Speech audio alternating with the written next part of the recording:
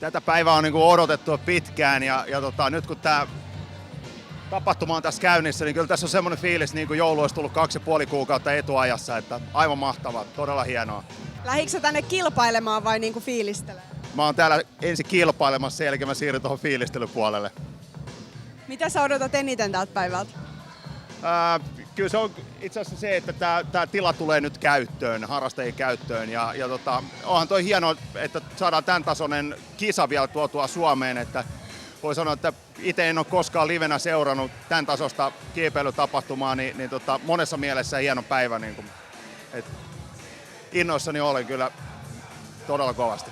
Ihan hyvä fiilis. Mä oon tossa lämmitellyt, en mä muutaman reitin tai noita kiivennyt. Että... Onko sä pitkään harrastanut kiipeilyä? pari vuotta, en pitkään. Mitä sä odotat tältä päivältä?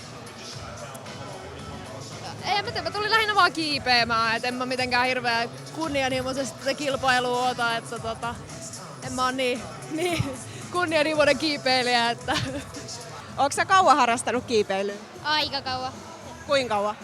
No jotain 3 vuotta tai 4 vuotta. Minkä ikäinen sä oot nyt? 9. No millainen fiilis täällä on sun mielestä? Onko täällä ollut kivaa? Joo, Mitä sä odotat tältä päivältä? en mä tiedä. Onko sä lähtenyt tänne ihan kilpailemaan? Joo, Aiotko sä voittaa? en. Eli mikä on fiilis ollut tähän mennessä tänään?